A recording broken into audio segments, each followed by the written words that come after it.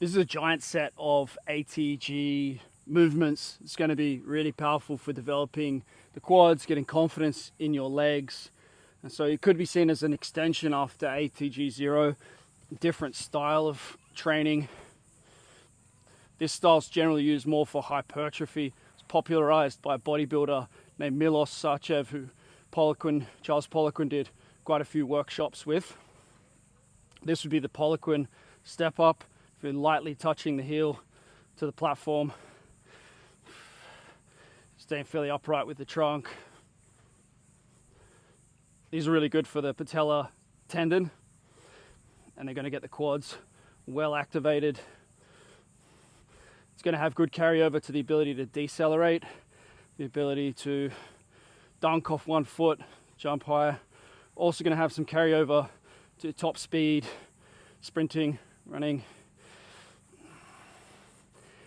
If you're going to do an ultramarathon, which I am this month, then doing these for higher repetitions will help to prepare for a high volume of just that tiny little bit of knee extension which you get when you're running. So we go from that one into split squat. I'm going to go with the dumbbells here. Oof. This might not work, but we'll see. I did 20 kilos in the warm-up.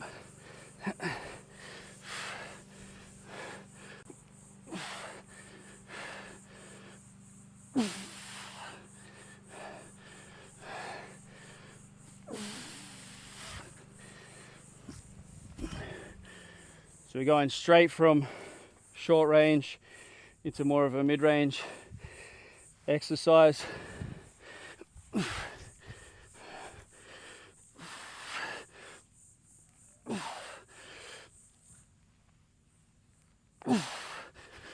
I don't really have the strength in the right at the moment.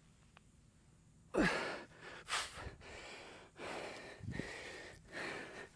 only got 30 and 40 kilo dumbbells here right now. Let's see if I can borrow some 20s.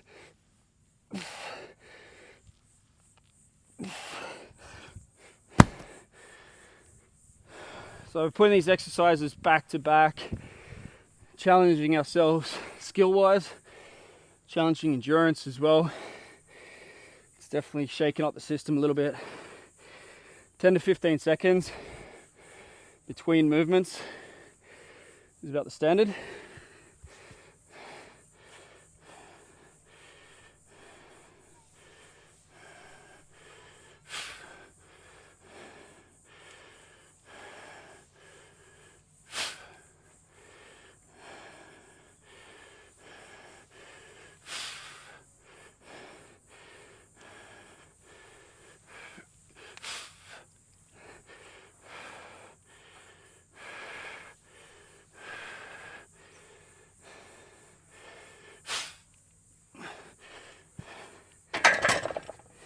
Bit of extra pause on the last one, just to show that there's more in the tank. It shouldn't be maximal for strength when you're going for more of an endurance stimulus. These ones you might not have seen, kneeling squat. When you play with them, you'll understand. You can either do it all the way back onto flat feet, give you a little bit more range. We could sit onto the heels. Both are really good for the feet. Stretching out the big toes.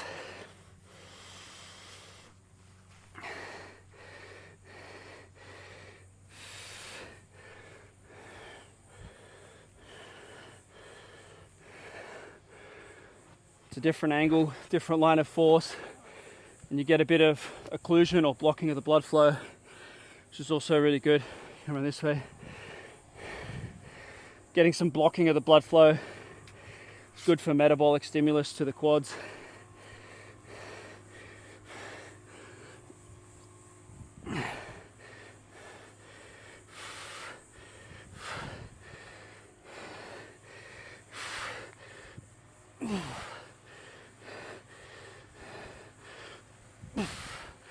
This would be more the Vince Gironda technique.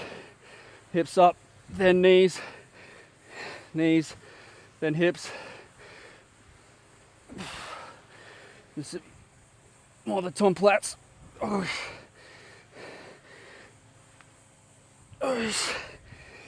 Getting pretty toasted. Back to back to back. I like this last one. It's a bit of a loosener for the lower back, for the quads. Relax a little bit. We want to be able to touch the knees to the shoulders and then the heels to the butt.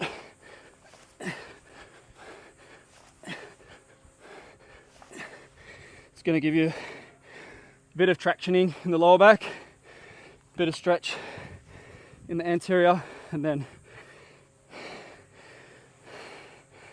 also some of that hip flexor activation that we want to balance with our squats. It's not heavy enough to really balance it, but it's good to keep some stimulus there.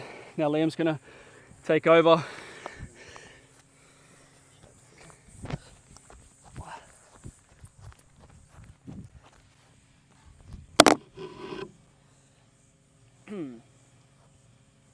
Around about 6 minutes, working most of the time. How you feeling going into this then? Yeah, good. We've done a set before that you didn't see. That's why I was so sweaty, but it's good. Like, we were talking about this on the reel the other day of the genius of ATG is the range training to a certain extent, one of the geniuses of it. And you're strongest in your short range, weakest in the long range in terms of load. So when you're working from the step up to the split squat, to the squat, and then to the sissy squat, you're going through all of those ranges.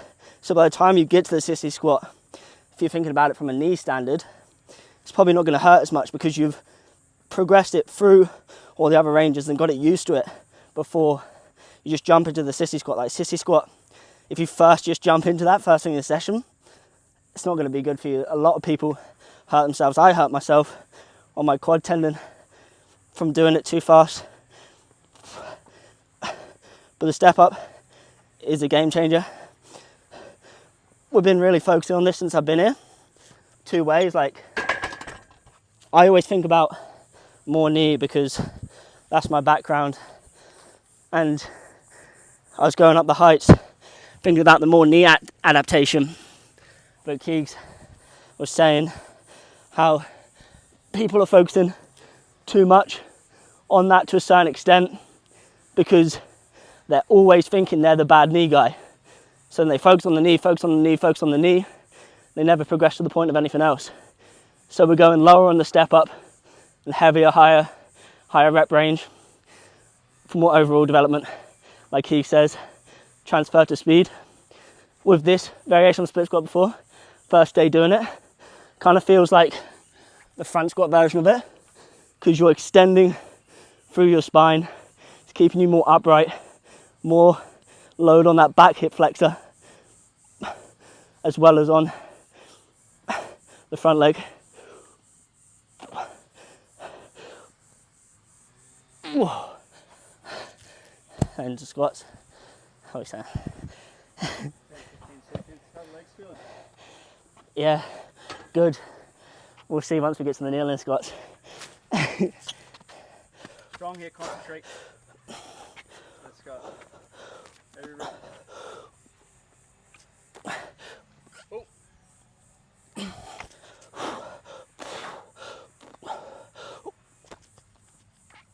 Yes, best rep, come on. Best rep. Oh. Rack it. And when you go from that straight into the kneeling squat, your quads have no chance to rest. Me and Kadeem were playing around with this with sled into kneeling squat. You probably think it looks a bit weird. What's that even doing? You might think it looks kind of like a hip thrust, might be glutes, but really, or that pump quad is quite incredible.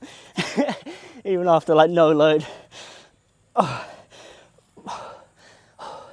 And this can also be a regression to something like the reverse Nordic, getting that knee to close. You can even make it harder by leaning back. When you're at the top, you get the more range in the quads, but Not right now. And then sissy squats.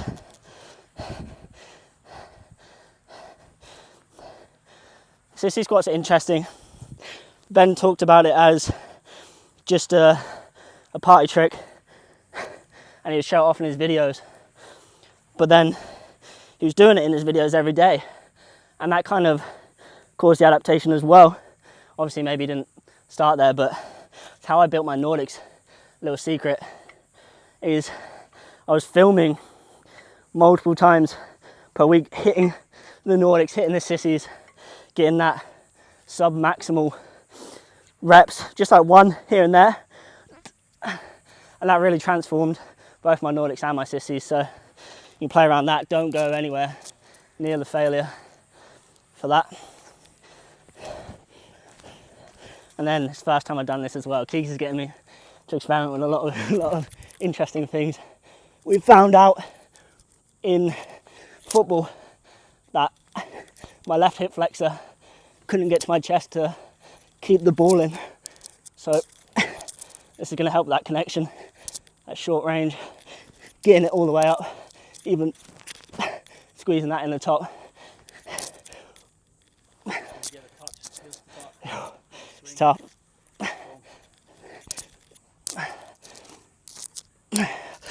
Oh, dead. Done. Go straight into some Nordics then, just to Oh, bit of dessert. it's my favourite. Create a little Nordic bar. Gym's developing fast.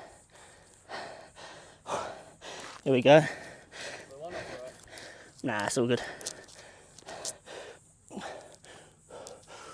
Us. Us.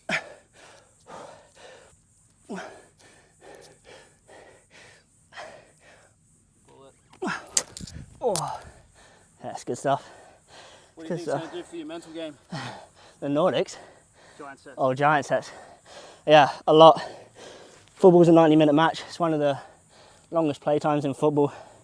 Like you can, in sports. You can hear my breath. That lactic acid build up in the quads. Get your body more prepared for it, you said, with the step-ups, high reps on that. But it's like, if you do the step-ups and everything else in the same set, it's even more. So yeah, it's good stuff. I'll be more prepared than the athlete that hasn't. Oh, anything else to say, or are we rolling?